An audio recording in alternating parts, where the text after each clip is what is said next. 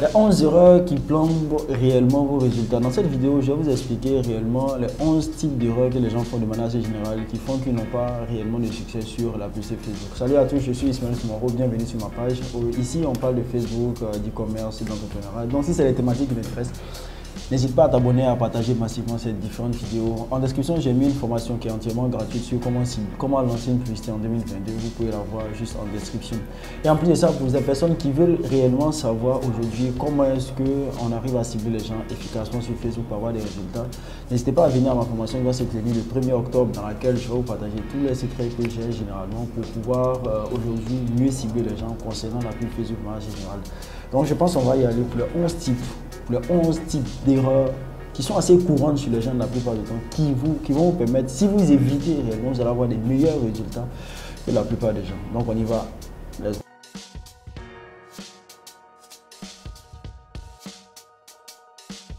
Comme je l'ai dit, il y a les erreurs que les gens font avec la publicité Facebook.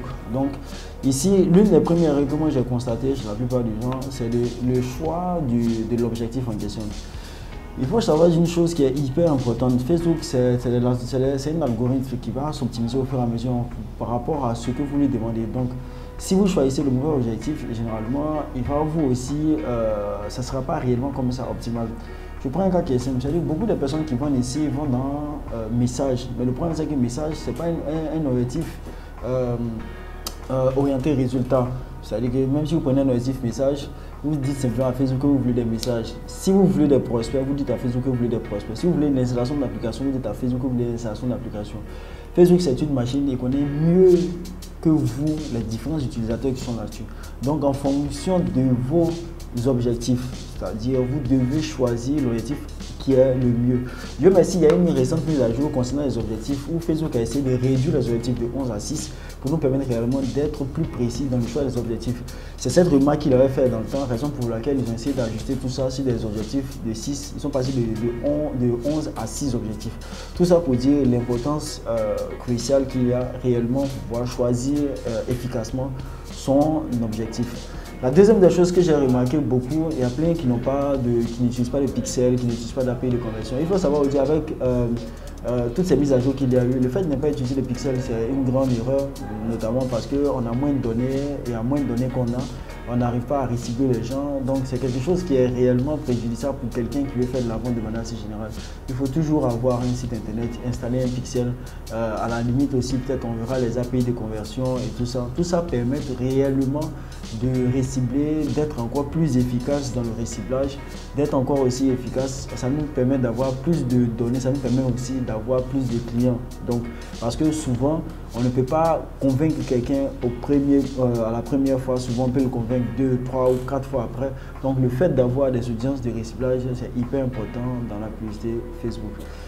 La troisième des choses que j'ai remarqué, les gens fixent des coûts de produits qui sont hyper bas. C'est une erreur que j'ai remarqué. Par exemple, vous devez tenir compte de ces coûts. Pourquoi? Tout simplement parce qu'il y a des gens, je vais leur demander, me dire, bon, moi j'ai un produit qui coûte peut-être 3 000, 4 000, je vends le produit peut-être à 6 000 francs ou ils vont vendre le produit à 4 000, ils ont 2 000 francs dessus. Ça, je pense, c'est quoi en fait ça? C'est une erreur aussi qui est très grave parce que vous devez calculer aussi le coût que vous devez payer à la publicité. Donc si vos coûts sont très petits comme ça, essayez de fixer des coûts sur des produits qui sont assez confortables, qui vont vous permettre réellement de pouvoir faire de la publicité. Mais vous allez fixer des coûts, même pas 2 fois le prix, ou bien 2 fois, 3 fois le prix du produit. C'est quand même assez difficile de vendre dans ces conditions. Souvent, il faut avoir des prix qui sont sensiblement plus élevés pour éviter que vous ne soyez break-even ou bien pour éviter que vous ne soyez même pas rentable. Parce que vous ne calculez pas tous les petits frais qui vont autour, genre les appels, les choses comme ça. Il y a toujours cette tête-là. Donc, mettez des prix qui sont assez confortables, qui vont vous permettre de faire comme ça, assez tranquillement. La quatrième erreur que j'ai fait, beaucoup n'ont pas de page de vente ou bien n'ont pas de site internet.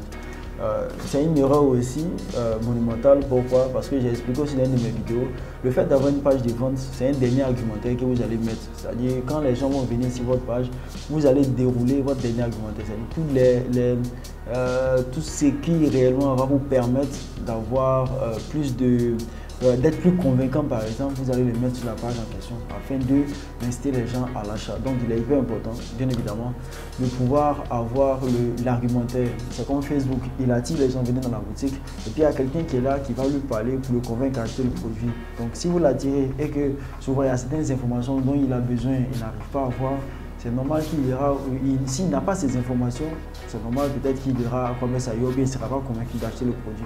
Mais si c'est un site internet, il peut voir le produit, à quelle fois, ça a déjà fait quoi, tous les détails conséquents. Parce que retenez une chose, quand quelqu'un va acheter quelque chose, réellement mettre son argent, il va vouloir en savoir beaucoup plus sur le produit.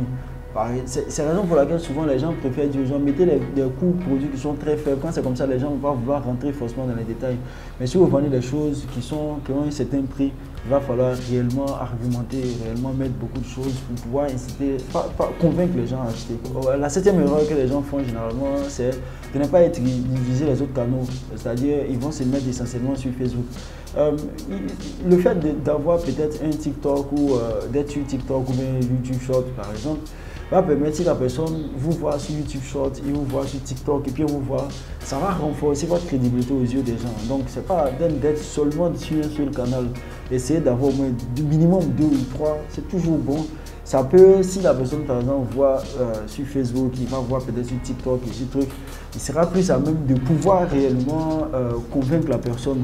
Et puis ça fait de la preuve sociale et puis aussi ça rend encore plus crédible le fait d'avoir comme ça partout au lieu de le voir simplement sur Facebook. Donc, même si vous n'avez pas utilisé la publicité là-bas, essayez de créer au moins ces pages-là que vous allez publier régulièrement. Ça va vous aider réellement à voir un peu plus clair avec Coinbase, avec tout ça. Donc, on a la huitième chose aussi, la huitième erreur que j'ai remarqué, c'est le scaling. C'est-à-dire, quelqu'un aujourd'hui, il va faire une publicité et par exemple, il a choisi 20 $ journaliers et il se rend compte que la publicité, par exemple, fonctionne. Il ne va pas augmenter son budget peut-être de 20 à 30% chaque 2-3 jours afin de toucher encore plus de personnes. Parce que le but de la publicité, c'est quand vous, par exemple, faites 20 $, vous allez prendre, c'est comme dans toute la portion d'habitants, vous allez choisir une petite portion là-dedans. Cette portion, par exemple, vous allez rester tout le temps là-dessus. Si vous restez sur vos 20 $, c'est-à-dire vous allez tourner toujours dans cette portion. Quand vous allez augmenter la portion va légèrement grossir pour pouvoir encore toucher plus de personnes. Donc, si vous arrivez à convaincre les gens avec cette portion-là, c'est bien évidemment, vous devez augmenter au fur et à mesure pour pouvoir encore toucher personnes, pour pouvoir faire plus de ventes. Donc, c'est hyper important de pouvoir aussi calculer cela. Parce que, bien évidemment, je dirais que c'est quelque chose aussi que beaucoup de personnes, il y a des comptes qui regardent, ils vont utiliser 20 $, puis c'est les 20 $ qu'ils vont utiliser pendant tout le long, par exemple, quand on fait des sponsoring, c'est pas, même souvent, quand vous êtes en perte de performance, ça peut arriver que le fait d'augmenter ou toucher de nouvelles personnes, et ça peut occasionner aussi de nouvelles ventes. Donc, c'est hyper important. Ne restez pas assez linéaire sur les choses.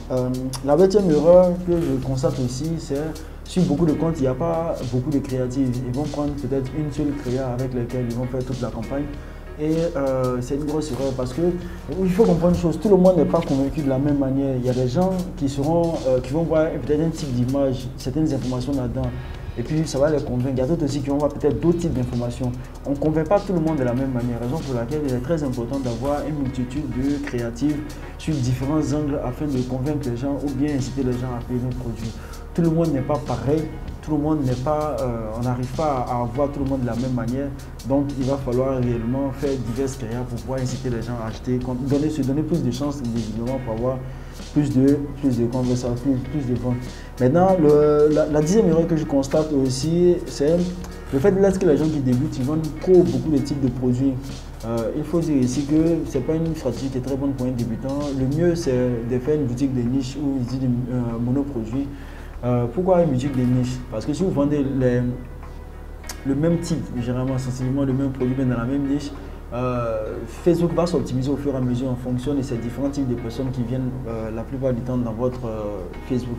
Mais si par contre ce n'est pas le cas et que vous vendez beaucoup de types de produits, après ça sème un peu à la confusion, ça n'arrive pas à rien réellement s'optimiser. Donc il va falloir aussi tenir compte de ça. Et la 11e, c'est le coût, les coûts que les gars mettent aussi sur les publicités. Souvent, il y a des gens, ils vont vendre des produits, par exemple, qui coûtent assez cher, ils vont mettre des coûts plus secs, c'est-à-dire qu'ils vont mettre peut-être, ils vendent des choses qui coûtent 50 000, 60 000, ils vont mettre des coûts de peut-être 10 $, ils ne veulent pas dépenser même 10 $, 20 $. Ce n'est pas équivalent à ce que vous vendez.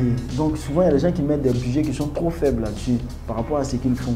Donc essayez de voir en fonction de ce que vous vendez, vous mettez aussi en proportion, parce que si vous vendez des choses qui coûtent 50 000, 60 000 et vous mettez peut-être 1 $, 2 $ ou bien 5 $, je ne sais pas, généralement, ce n'est pas très efficace parce qu'on n'achète pas quelque chose de 50 000 aussi peut-être facilement que quelque chose par exemple qui coûte 5 000 ou donc un budget de quelqu'un qui fait un truc de 5 000 francs ne sera pas équivalent avec quelqu'un qui vend un truc par exemple de 50 000 francs. Donc en fonction de ce que vous vendez, vous devez faire vous devez réellement mettre, je dirais, des coûts proportionnels à ce que vous vendez. C'est hyper important. Donc, c'était un peu les 11 grosses erreurs que, bien évidemment, moi j'ai constaté sur la plupart des comptes. Comme je l'ai dit, n'hésitez pas à vous abonner, à partager massivement. Sur le lien de la description, vous aurez bien évidemment une formation gratuite dans laquelle vous pourrez avoir là-dedans comment lancer une société en 2022. Et aussi pour tous ceux aussi qui veulent prendre des coachings ou améliorer leur business en assez général, ils peuvent me contacter. Ça m'a fait super plaisir de partager cette vidéo avec vous. N'hésitez pas à vous abonner, à partager massivement. Sur ce, on se dit à très bientôt. Bonne vidéo.